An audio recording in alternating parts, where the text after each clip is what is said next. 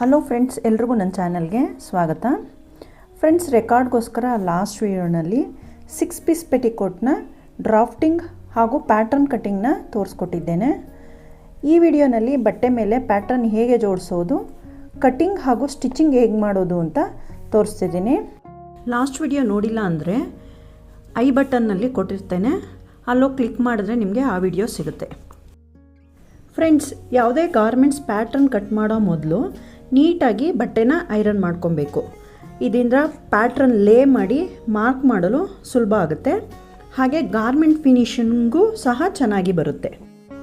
ನಾನಿಲ್ಲಿ ಪೇಪರ್ ಸ್ಕೇಲ್ನ 1:5ನ ಉಪಯೋಗಿಸ್ತಾ ಇದ್ದೀನಿ. ನಾನಿಲ್ಲಿ ರೆಕಾರ್ಡ್ಗೆ ಹೊಲಿಯೋದ್ರಿಂದ ಪೇಪರ್ ಸ್ಕೇಲ್ನ 1:5 ಅಳತೆ ತಗೊಂಡು 2.25 ಮೀಟ್ರು ಉದ್ದ ಹಾಗೆಯೇ 45 ಇಂಚ್ ಅಗಲ ಬಟ್ಟೆ ತೆಗೆದುಕೊಳ್ತಿದ್ದೀನಿ. ನೀವು ಸಹ ನಿಮ್ಮ ಅಳತೆಗೆ ಒಂದು ಮಿನಿಯೇಚರ್ನ ಹೊಲಿದಿಟ್ಕೊಳ್ಳಿ. ಹಾಗೆ ಪ್ಯಾಟ್ರನ್ನು ಡ್ರಾಫ್ಟಿಂಗು ಎಲ್ಲನೂ ರೆಕಾರ್ಡಲ್ಲಿ ಬರೆದಿಟ್ಕೊಂಡ್ರೆ ನೀವು ಮುಂದೆ ಏನಾದರೂ ಮರ್ತೋದ್ರೂ ಸಹ ರೆಕಾರ್ಡ್ ನೋಡಿಕೊಂಡು ತಪ್ಪಿಲ್ಲದೆ ಕರೆಕ್ಟಾಗಿ ಹೊಲ್ಕೊಳ್ಬೋದು. ಪೇಪರ್ ಸ್ಕೇಲಲ್ಲಿ 87.75ವರೆಗೂ ಮಾರ್ಕ್ ಮಾಡಿಕೊಂಡು ಸ್ಕ್ವಯರ್ ಮಾಡ್ಕೊಳ್ಳಿ. ಅಂದರೆ 45 ಇಂಚು ಅಗಲ ತಗೊಂಡು 87.75 ಇದು ಟೋಟಲಾಗಿ 2.25 ಮೀಟ್ರ್ ಬರುತ್ತೆ. ಹೀಗೆ ಸ್ಕ್ವಯರಾಗಿ ಮಾರ್ಕ್ ಮಾಡಿಕೊಂಡು ಕಟ್ಟಿಂಗ್ ಮಾಡ್ಕೊಳ್ಳಿ. ನೀಟಾಗೆ ಎಕ್ಸ್ಟ್ರಾ ಬಟ್ಟೆ ಇರಬಾರ್ದು, ನೀಟಾಗಿ ಕಟ್ಟಿಂಗ್ ಮಾಡ್ಕೊಬೇಕು.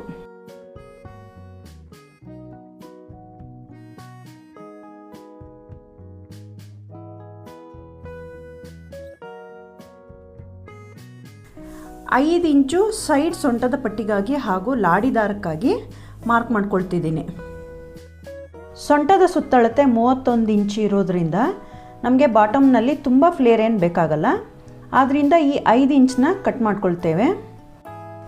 ಸೊಂಟದ ಸುತ್ತಳತೆ 45ಕ್ಕಿಂತ ಜಾಸ್ತಿ ಇದ್ದರೆ ಈ ಪನ್ನವನ್ನು ಅಂದರೆ 45 ಇಂಚ್ ಇದೆಯಲ್ಲ ಪೂರ್ತಿ ಪನ್ನನ ತಗೊಳ್ತೀವಿ. ಉಳಿದ ಬಟ್ಟೆಯಲ್ಲಿ ಸೊಂಟದ ಪಟ್ಟಿ ತೆಗೆದುಕೊಂಡು ಹೊಲಿತೀವಿ. 5 ಇಂಚ್ ಮಾರ್ಕ್ ಮಾಡ್ಕೊಂಡಿದ್ದೀನಿ. ಈಗ ಪ್ಯಾಟ್ರನ್ನ ಲೇಯಿಂಗ್ ಮೆಥಡು ತೋರಿಸ್ತಾ ಇದ್ದೀನಿ. ಪ್ಯಾಟ್ರನ್ ಕಟ್ ಮಾಡ್ಕೊಂಡಿರ್ತೀವಲ್ಲ ಅದನ್ನು ಹೇಗೆ ಲೇ ಮಾಡೋದು, ಅಂದರೆ ಬಟ್ಟೆ ಓಪನ್ ಇಟ್ಟು ಹೇಗೆ ಲೇ ಮಾಡೋದು ಅಂತ ತೋರಿಸ್ತಾ ಇದ್ದೀನಿ. ಇದು ಗಾರ್ಮೆಂಟ್ಸಲ್ಲಿ ಉಪಯೋಗಿಸ್ತಾರೆ. ನಾವು ಸಿಂಗಲ್ ಪೀಸ್ ಕಟ್ ಮಾಡೋದ್ರಿಂದ ಫೋಲ್ಡಿಂಗ್ ಮಾಡಿ ಕಟಿಂಗ್ ಮಾಡ್ಕೊಳ್ತೀವಿ. ಕಟಿಂಗ್ ಮಾಡ್ಕೊಳ್ಳೋಕ್ಕೆ ಎಷ್ಟು ಉದ್ದ ಬೇಕೋ ಅದನ್ನು ಇಲ್ಲಿ ಮಾರ್ಕ್ ಮಾಡ್ಕೊಳ್ತಾ ಇದ್ದೀನಿ. ಅಷ್ಟು ಉದ್ದಕ್ಕೆ ನಾವು ಫೋಲ್ಡಿಂಗ್ ಮಾಡ್ಕೊಬೇಕು. ಈ ಪೀಸ್ ಇಟ್ಟು ಉದ್ದ ಎಷ್ಟು ಬರುತ್ತೆ ನೋಡ್ಕೊಳ್ಳಿ. ಆ ಉದ್ದಕ್ಕೆ ಒಂದು ಮಾರ್ಕ್ ಮಾಡಿಕೊಂಡು ಅಲ್ಲಿಗೆ ಫೋಲ್ಡಿಂಗ್ ಮಾಡ್ಕೊಬೇಕು. ಸೊಂಟದ ಪಟ್ಟಿಗೆ 5 ಇಂಚು ಮಾರ್ಕ್ ಮಾಡ್ಕೊಂಡಿದ್ವಲ್ಲ ಅದನ್ನು ಕಟಿಂಗ್ ಮಾಡಿ ತೆಗೆದುಬಿಟ್ಟು ನಂತರ ಫೋಲ್ಡಿಂಗ್ ಮಾಡ್ಕೊಳ್ಳೋಣ.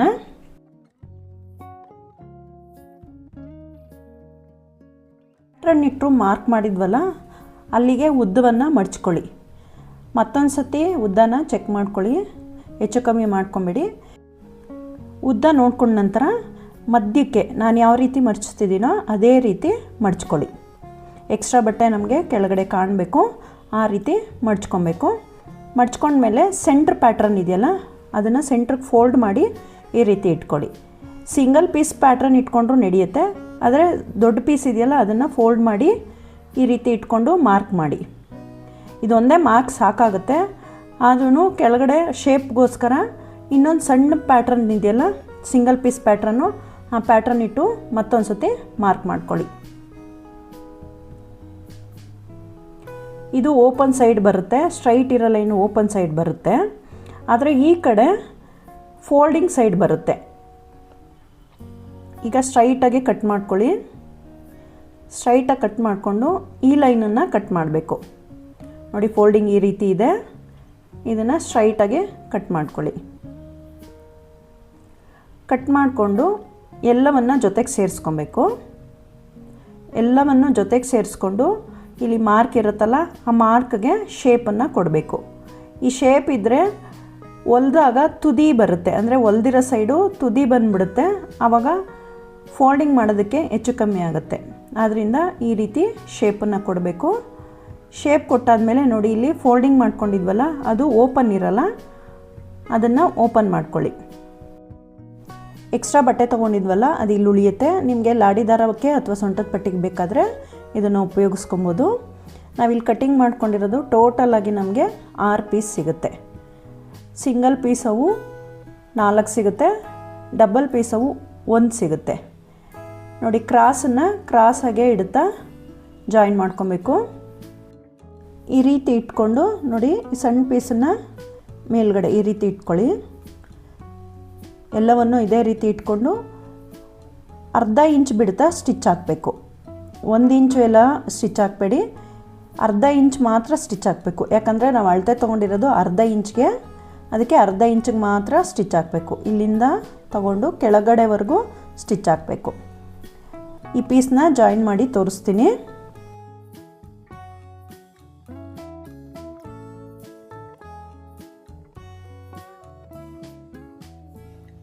ಸ್ಟಿಚ್ ಆದಮೇಲೆ ಒಂದು ಸತಿ ಐರನ್ ಮಾಡ್ಕೊಳ್ಳಿ.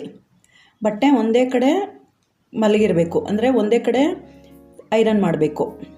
ಸೆಂಟ್ರಲ್ಲಿ ಆ ಕಡೆ ಈ ಕಡೆ ಬರೋ ಹಾಗೆ ಐರನ್ ಮಾಡಬೇಡಿ.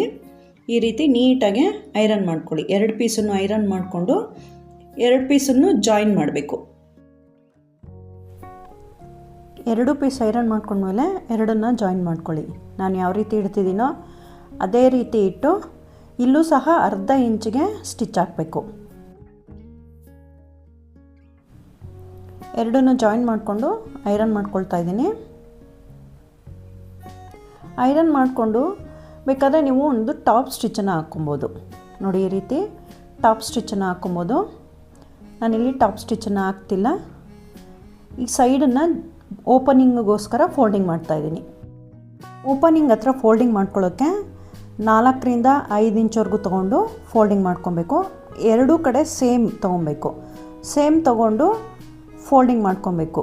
ಈ ರೀತಿ ಕಡೆವರೆಗೂ ಫೋಲ್ಡ್ ಮಾಡಬೇಡಿ, ಬರೀ 5 ಇಂಚ್ವರೆಗೂ ಫೋಲ್ಡ್ ಮಾಡ್ಕೊಳ್ಳಿ. ಎಲ್ಲಿಗೆ ತುದಿ ಬರುತ್ತೋ ಅಲ್ಲಿವರೆಗೂ ಫೋಲ್ಡಿಂಗ್ ಇಟ್ಕೊಳ್ಳಿ. 4ರಿಂದ 5 ಇಂಚಿಗೆ ಸ್ಟಿಚ್ ಹಾಕ್ಕೊಳ್ಳಿ. ಓಪನಿಂಗಿಗೆ 5 ಇಂಚಿಗೆ ಸ್ಟಿಚ್ ಮಾಡ್ಕೊಂಡ್ಮೇಲೆ ಸೈಡ್ ಜಾಯಿನ್ ಮಾಡೋಕ್ಕೆ ಮುಂಚೆ ಬಾಟಮ್ ಫೋಲ್ಡಿಂಗ್ ಮಾಡ್ಕೊಳ್ಳೋಣ. ಬಾಟಮ್ ಫೋಲ್ಡಿಂಗ್ ಮಾಡ್ಕೊಳ್ಳೋಕ್ಕೆ 2.5 ಇಂಚಿಗೆ ಮಾರ್ಕ್ ಮಾಡ್ತಾಯಿದ್ದೀನಿ. 2 ಇಂಚಿಗೆ 1 ಫೋಲ್ಡ್ ಬರುತ್ತೆ, ಹಾಗೆ ಅರ್ಧ ಇಂಚಿಗೆ 1 ಫೋಲ್ಡ್ ಬರುತ್ತೆ. ಈ ರೀತಿ ಮಾರ್ಕ್ ಮಾಡಿ ಫೋಲ್ಡ್ ಮಾಡ್ಕೊಳ್ಳೋದ್ರಿಂದ ಎಲ್ಲ ಕಡೆನೂ ಸಮನಾಗಿ ಫೋಲ್ಡಿಂಗ್ ಆಗುತ್ತೆ.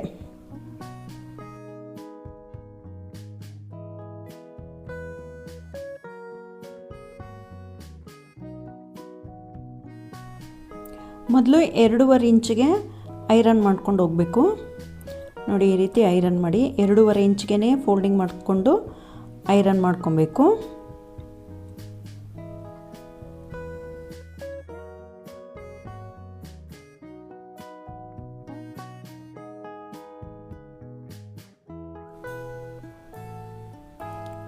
ಎರಡೂವರೆ ಇಂಚಿಗೆ ಫೋಲ್ಡಿಂಗ್ ಮಾಡ್ಕೊಂಡಿದ್ವಲ್ಲ, ಉಳಿದಿದ್ದ ಅರ್ಧ ಇಂಚನ್ನು ಈ ರೀತಿ ಫೋಲ್ಡಿಂಗ್ ಮಾಡಿಕೊಂಡು ಪಿನ್ ಹಾಕ್ಕೊಳ್ಳಿ.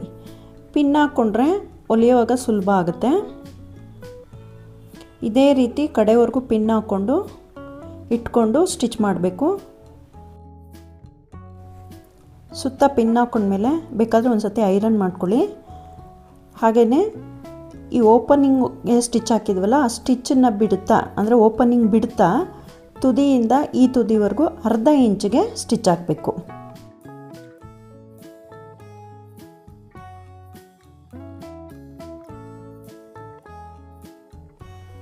ಸೈಡ್ ಜಾಯಿನ್ ಮಾಡಿದ್ವಿ. ಆ ಸೈಡ್ ಜಾಯಿನ್ ಮಾಡಿರೋ ಕಡೆಯಿಂದನೇ ಅರ್ಧ ಇಂಚಿಗೆ ಮರ್ಚಿ ಮತ್ತೆ ಇನ್ನು 2 ಇಂಚಿಗೆ ಮರ್ಚ್ತಾ ಹೊಲಿಯೋದನ್ನು ಶುರು ಮಾಡ್ಕೊಳ್ಬೇಕು. ಹೊಲ್ದಿರೋದು ಒಳಗೆ ಹೋಗಬೇಕು, ಅಂದರೆ ಆ ಕೂಳೆ ಇರುತ್ತಲ್ಲ ಅದು ಒಳಗಡೆ ಹೋಗಬೇಕು.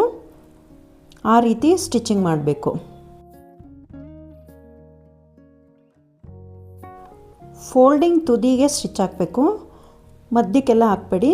ತುದಿಗೆ ಫೋಲ್ಡಿಂಗ್ ಮಾಡಿರ್ತೀವಲ್ಲ ಅಲ್ಲಿಗೆ ಸ್ಟಿಚ್ ಹಾಕಬೇಕು. ನೋಡಿ ಈ ರೀತಿ ಎಳೆದು ಸ್ಟಿಚ್ ಹಾಕಿದ್ರೆ ಲೂಸ್ ಬರಲ್ಲ ಅಥವಾ ರಿಂಕಲ್ಸ್ ಬರಲ್ಲ. ಬಟ್ಟೆನ ಸ್ವಲ್ಪ ಎಳೆದ್ರೆ ಅದು ಅಲ್ಲಿಗೆ ಸಮ ಆಗುತ್ತೆ, ಫಿನಿಶಿಂಗು ನೀಟ್ ಬರುತ್ತೆ. ತುದಿನಲ್ಲೇ ಸ್ಟಿಚ್ ಹಾಕ್ಕೊಂಡೋಗಿ.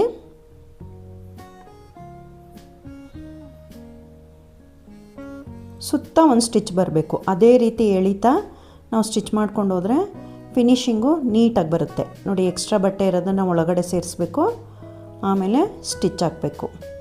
ಇದೇ ರೀತಿ ನೀವು ಸಹ ಸ್ಟಿಚ್ ಹಾಕಿ ಒಂದು ಸುತ್ತು ಸ್ಟಿಚ್ ಬರಬೇಕು.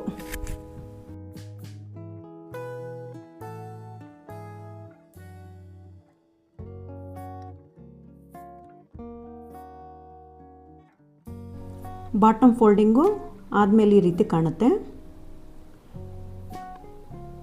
ರಿವರ್ಸ್ ಮಾಡಿದ್ರೆ ನೋಡಿ ಈ ರೀತಿ ಕಾಣುತ್ತೆ. ಈಗ ಸೊಂಟದ ಪಟ್ಟಿನ ಎಲ್ಲ ಸ್ಟಿಚ್ ಆದಮೇಲೆ ಅಳತೆ ಮಾಡ್ಕೊಬೇಕು. ಯಾಕಂದರೆ ನಾವು ಹೆಚ್ಚು ಕಮ್ಮಿ ಹೊಲ್ದಿರ್ತೀವಿ. ಒಂದು ಕಡೆ ಅರ್ಧ ಇಂಚ್ ಹಿಡಿಯೋ ಬದಲು 1 ಇಂಚ್ ಹಿಡಿದಿರ್ತೀವಿ. ಆದ್ದರಿಂದ ಸೊಂಟದ ಪಟ್ಟಿನ ಅಳತೆ ಮಾಡ್ಕೊಳ್ಳಿ. ಪೇಪರ್ ಸ್ಕೇಲಲ್ಲಿ ಅಳತೆ ಮಾಡೋಕ್ಕಾಗಲ್ಲ. ಅದರಿಂದ ಬಟ್ಟೆನೇ ತೊಗೊಂಡು ಅಳತೆ ಮಾಡ್ಕೊಳ್ತಾ ಇದ್ದೀನಿ. ಫಸ್ಟು ಫೋಲ್ಡ್ ಮಾಡ್ಕೊಳ್ಬೇಕು. ಅಂದರೆ ಆ ಕಚ್ಚಾ ಒಳಗಡೆ ಹೋಗಬೇಕಲ್ಲ, ಅದಕ್ಕೋಸ್ಕರ ಫೋಲ್ಡಿಂಗ್ ಮಾಡಿಕೊಂಡು ಅಳತೆ ಮಾಡ್ಕೊಳ್ಳಿ. ಒಂದು ಸುತ್ತಿಡಿದು ಎರಡೂ ಸ್ವಲ್ಪ ಟೈಟಾಗಿ ಎಳೆದೇ ಅಳತೆ ಮಾಡ್ಕೊಳ್ಳಿ. ಅಳತೆ ಮಾಡ್ಕೊಂಡ್ಮೇಲೆ ತಿರ್ಗಾ ಫೋಲ್ಡ್ ಮಾಡೋಕ್ಕೋಸ್ಕರ ಎಕ್ಸ್ಟ್ರಾ ಬಟ್ಟೆ ಬಿಟ್ಟು ಕಟಿಂಗ್ ಮಾಡ್ಕೊಬೇಕು.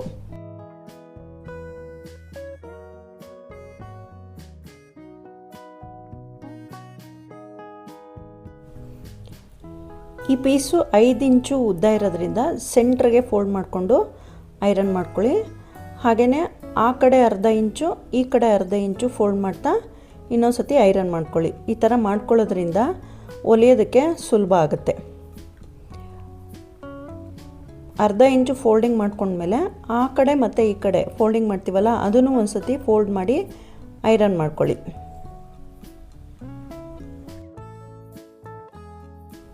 ಐರನ್ ಮಾಡ್ಕೊಳ್ಳೋದ್ರಿಂದ ಮಾರ್ಕು ಬಟ್ಟೆ ಮೇಲೆ ಬಂದಿರುತ್ತೆ. ಮತ್ತೊಂದು ಸತಿ ನಾವು ಚಾಕ್ ತೊಗೊಂಡು ಏನು ಮಾರ್ಕ್ ಮಾಡೋ ಅವಶ್ಯಕತೆ ಇರಲ್ಲ. ಹಾಗೆಯೇ ಸ್ಟಿಚ್ ಮಾಡ್ಕೊಬೋದು.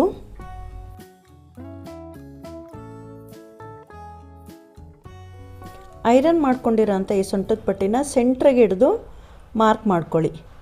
ಅಂದರೆ ಎರಡೂ ಕಡೆ ಸಮ ಬರಬೇಕು. ಫ್ರಂಟು ಮತ್ತು ಬ್ಯಾಕು ಸಮ ಬರೋಕ್ಕೋಸ್ಕರ ಈ ರೀತಿ ಮಾರ್ಕ್ ಮಾಡ್ಕೊತೀವಿ. ಮಾರ್ಕ್ ಮಾಡ್ಕೊಂಡ್ಮೇಲೆ ಇದನ್ನು ಉಲ್ಟಾ ಮಾಡ್ಕೊಳ್ಳಿ. ಅಂದರೆ ಲಂಗ ಸ್ಟಿಚಿಂಗ್ ಮಾಡ್ಕೊಂಡಿದ್ವಲ್ಲ, ಅದನ್ನು ಉಲ್ಟಾ ಮಾಡಿಕೊಂಡು ಈ 3 ಪೀಸು ಒಂದೇ ಕಡೆ ಜಾಯ್ನ್ ಆಗಿರುತ್ತಲ್ಲ, ಓಪನ್ ಇರೋ ಸೈಡಲ್ಲ ಕ್ಲೋಸ್ ಇರೋ ಸೈಡಲ್ಲಿ 3 ಪೀಸು ಜಾಯ್ನ್ ಆಗಿರೋ ಕಡೆ ಸೆಂಟ್ರ್ ಪೀಸ್ಗೆ ಈ ಮಾರ್ಕ್ ಮಾಡ್ಕೊಂಡಿರೋ ಪೀಸನ್ನು ಇಟ್ಟು ಸ್ಟಿಚ್ ಮಾಡಬೇಕು. ಸೆಂಟ್ರಿಂದನೇ ಸ್ಟಿಚ್ ಮಾಡ್ಕೊಂಡು ಹೋದರೆ ನಿಮ್ಗೆ ಎರಡೂ ಕಡೆ ಸಮ ಸಿಗುತ್ತೆ. ಅರ್ಧ ಇಂಚಿಗೆ ಸ್ಟಿಚ್ ಮಾಡಬೇಕು. ರಾಂಗ್ ಸೈಡಿಂದನೇ ಸೊಂಟದ ಪಟ್ಟಿ ಜಾಯಿನ್ ಮಾಡಬೇಕು. ಇದನ್ನು ಫೋಲ್ಡ್ ಮಾಡಿ ಫ್ರಂಟ್ ಸೈಡ್ಗೆ ಇಟ್ಟು ಸ್ಟಿಚ್ ಮಾಡ್ತೀವಿ. ಈಗ ಹೊಲಿದು ತೋರಿಸ್ತೀನಿ ಯಾವ ರೀತಿ ಸ್ಟಿಚ್ ಮಾಡೋದು ಅಂತ.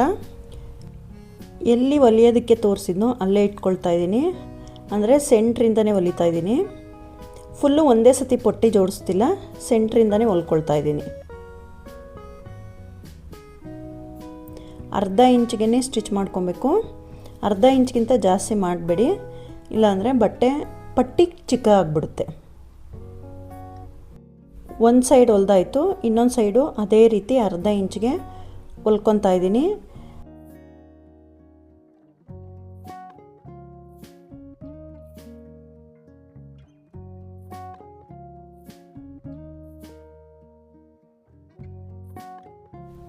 ಪಟ್ಟಿ ಜಾಯಿನ್ ಮಾಡ್ಕೊಂಡ್ಮೇಲೆ ಸೀದಾ ಮಾಡ್ಕೊಳ್ಳಿ. ಸೀದಾ ಮಾಡಿಕೊಂಡು ಎರಡೂ ಸೈಡು ಎಕ್ಸ್ಟ್ರಾ ಫೋಲ್ಡಿಂಗಿಗೆ ಬಿಟ್ಟಿದ್ವಲ್ಲ, ಅದನ್ನು ಫೋಲ್ಡಿಂಗ್ ಮಾಡ್ಕೊಳ್ಳಿ. ಫೋಲ್ಡಿಂಗ್ ಮಾಡಿಕೊಂಡು ಒಂದು ಸ್ಟಿಚ್ ಹಾಕಬೇಕು. ಮೇನ್ ಬಟ್ಟೆ ಮೇಲೆ ಬಿದ್ರೂ ನಡೆಯುತ್ತೆ. ಈ ರೀತಿ ಫೋಲ್ಡಿಂಗ್ ಮಾಡಿಕೊಂಡು ಸ್ಟಿಚ್ ಹಾಕ್ಕೊಬೇಕು.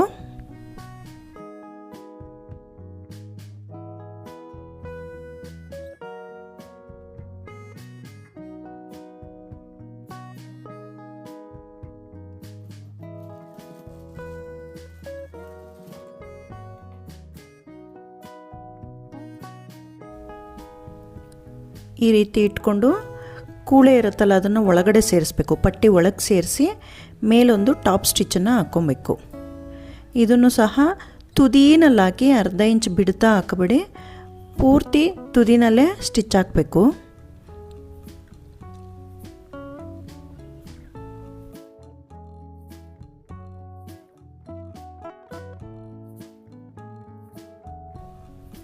ಸೆಂಟ್ರಿಗೆ ಮಾರ್ಕ್ ಮಾಡ್ಕೊಂಡಿದ್ವಲ್ಲ, ಅದು ಸ್ಟಿಚ್ಚಿಂಗ್ ಹತ್ರನೇ ಬರಬೇಕು. ಅಂದರೆ ಸೆಂಟ್ರದು ಅಲ್ಲಿಗೆ ಸ್ಟಿಚ್ಚಿಂಗಿಗೆ ಮ್ಯಾಚ್ ಆಗಬೇಕು. ಅದೇ ರೀತಿ ಸ್ಟಿಚ್ ಹಾಕ್ಕೊಂಡೋಗಿ, ಇಲ್ಲಾಂದರೆ ಎಕ್ಸ್ಟ್ರಾ ಆಗಿಬಿಡುತ್ತೆ, ಹೊಲಿತಾ ಎಕ್ಸ್ಟ್ರಾ ಆಗಿಬಿಡುತ್ತೆ.